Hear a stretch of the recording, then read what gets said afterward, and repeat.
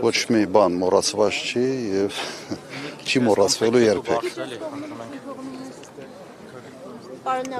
Ժողովուրդը իր կարծիքը ուղղակի ցեղասպանության փաստի նկատմամբ արտահայտում է այսպիսի հոսքով եւ ոչ մի կառավարություն, ոչ մի քաղաքական գործիչ, ոչ մի կուսակցություն չի կարող ուղղակի այս ամենը փակել կամ մոռացության մատնել։ Այսքանը։ Ասում են, սա ուրացման գործընթաց է։ Ամեն ինչ մոռացության են տալիս։ Երեկվա Թուրքիայի դրոշ հայրելը քննադատեցին, բայց Ստեփանակերտում հայկական եկեղեցի քանդելու վերաբերել ոչ մի բան չասացին։ Սրա վերաբերել դուք ինչ կասեք։ Սենց խառը հարց է քաղաքականություն եւ ցեղասպանության օրվա հետ կապված։ Այո, չէ, ուղղակի այսօր սենց չի ցանկանում, բայց նույն կրկնակի ստանդարտներն են, որը այսօր ուղղակի առօրյա է դարել քաղաքականության մեջ։ Հնարավոր է այս ամեն ինչը հնարավոր է Թուրքիայի պահանջով ցեղասպանության Չեմ կարծում որևէ մեկը հարցը մոռացության։ Չեմ կարծում որևէ մեկը ի վիճակի է դա անել։ Եթե Ադրբեջանի ԱԳՆ-ը պահանջել էր պատժել Թուրքիայի դրոշ վառածներին։ Պատժի Փաշինյանը։ Թուրքիան ԱԳՆ չունի։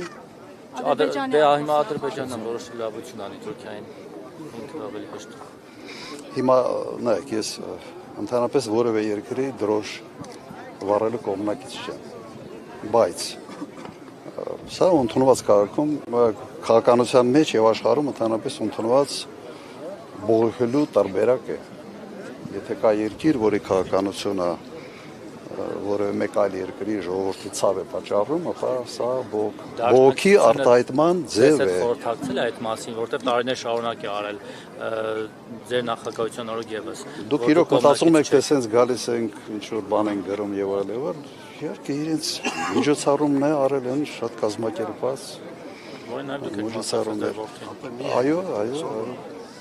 Ես ուղղակի երևույթի նկատմամբ ասացի անձնական վերաբերմունքը, բայց sense ըմբռնումով եմ մոտենամ նման կարգի դրսևորումները։ Ընտրություններին ձեր շանսերը ինչպես է գնահատում եւ եթե այս անգամ էլ հիմա արդեն անցանք ուրիշ թեմաների։ Ցեղասպանության 100 բազմաթիվ առիթներ եք ունենալու նման կարգի հարցեր տալ։ Ես անձամբ չեմ ունենում։ Շնորհիվ ձեր գրասենյակի ղեկավարի։ Ես ամեն օր հանդիպումներ եմ ունենում եւ դուք ի վիճակի եք, մենք նախորդ հայտարարում ենք դրա մասին, դուք ի վիճակի եք։ Ցեղասպանության 111-րդ տարելիցն է, բայց Թուրքիան շարունակում է ժխտել այս փաստը։ Որն է պատճառը ըստ Հայաստանի բոլոր ժամանակների իշխանություններն են թերացել, թե Թուրքիան է համառորեն առաջ շարժվում։ Նայեք, սա նորություն չի, որ Թուրքիան ժխտում է եւ շարունակելու է ժխտել։ Ես չեմ տեսնում, որ Թուրքիան իր քաղաքականությունը փոխելու է։ Եվ այդ տեսանկյունից դա չի նշանակում, որ մենք պետք է հարմարվենք Թուրքիայի այսպես մոտեցմանը։ Մենք մեր ճշմարտությունը ունենք, սա ճանաչված փաստ է եւ տվյալ դեպքում մենք չպետք է հետ քաշվենք միայն նրա համար, որ Թուրքիան դա չի ընդունում։ Ուղղակի հետեւողական պետք է լինենք։ Հիմա որն է պատճառը, որ շարունակում է։ Նայեք, իմ նախագահության օրոք բազմաթիվ երկրներ ճանաչել են ցեղասպանության փաստը։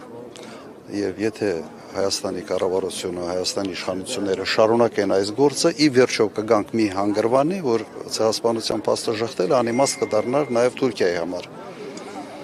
Բայց եթե sense կանում ես մի գործընթացը, փորձում ես հետ պտտացնել, իհարկե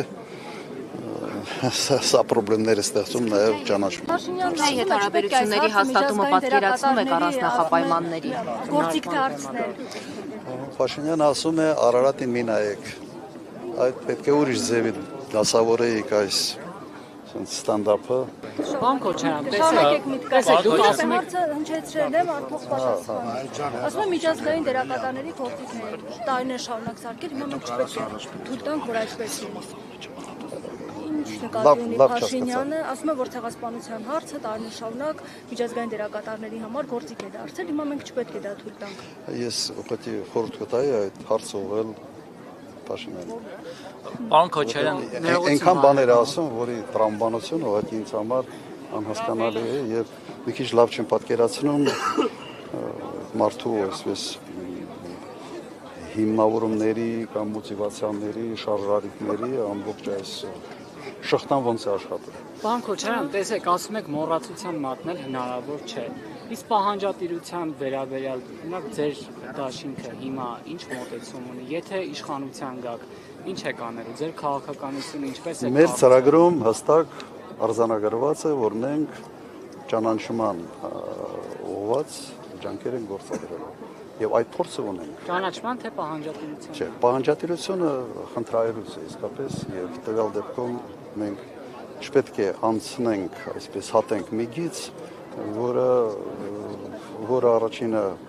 իրատեսական չի, երկրորդը խնդիրներ է առաջացնում։ Պարոն Քոչարյան, ինչու շատ պրագմատիկ մոտեցում ենք պետք է ունենանք։ Մենք հասկանում ենք, որ սա մի փաստ է, որը շղթել հնարավոր չի, բայց որի մոռանալը ուղղակի եւս հնարավոր չի։ Տեսեք, եթե այսօր Փաշինյանի ուղերձի հիմնական կետերը լսենք, ըստ էության շատ չեն տարբերում ձեր ու նրա թեզերը, միայն դուք նաեւ ճանաչման հարցն եք առաջնահերթ։ Իրոք։ Դե էլի ասում են պահանջատիրության հարց իջում է։ Ուրեմն կամ մեր թեզերը չեք լավ։ Չէ, ասում են Լավ անցալել կամ վարշապետի թեզերը չեք լավ անցալել, բայց ոդի եզրեր չկա մոտեցումներ։ Պարոն Քոչարյան, ինչու երեք հայտարարեցիք, որ փոշմանել եք, որ Սերժ Սարգսյանն եք փոխանցել իշխանությունը։ Այդ հնարավորությունը դուք ունենալու եք։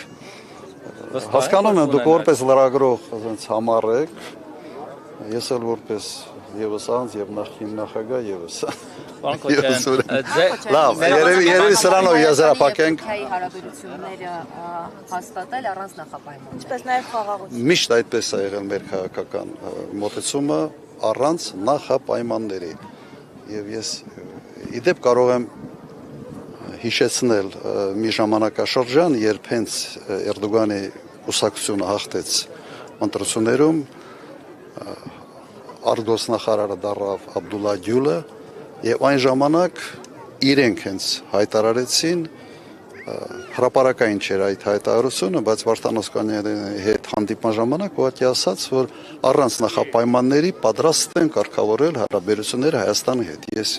գրքում իմիջիալուց նկարագրել եմ այդ ամենը։ Ես չեմ հավատացել, բայց շարունակել ենք բանակցել,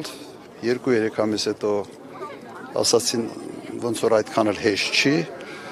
եւս մի 2-3 ամիս հետո վերադարձել ենք նույն կետին։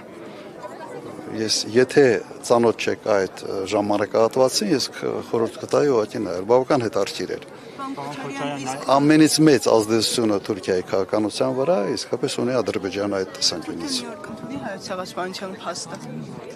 Եթե հետևողական ակտիվ աշխատենք,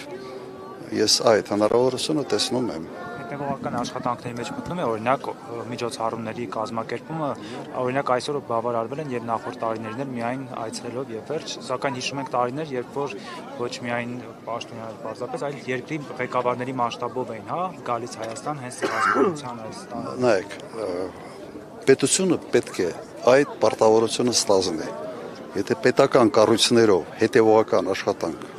չկատարես, ուղղակի ոչինչ բանի չես ասնելու։ Հիմա պետությունը հետ է քաշվում այս հարցից։ Ճիշտ այնպես, ինչպես հետ քաշվեցին Արցախի պաշտպանելու հարցից։ Եվ մենք տեսանք, թե արդյունքը ինչպեսին էր։ Այս հարցը ուզում է համբերություն, հետևողական աշխատանք եւ իմ առաջարկը ասենց ագրեսիվ աշխատանքի մասին չի, այլ դիվանագիտական, հետևողական, բոլոր հնարավոր լծակները օգտագործելով, բայց առանց լրացուցիչ թշնամանքի ասենց ավելացման։ Սա է ճիշտ ճանապարհը։ Հատկապես մենք գործ ունենք մի մեծ հարևան երկրի հետ, որի հետ հարաբերությունները նաև ցանկանում ենք վերականգնել եւ բանակցում ենք այդ ուղղությամբ բավական ակտիվ ժամանակ է։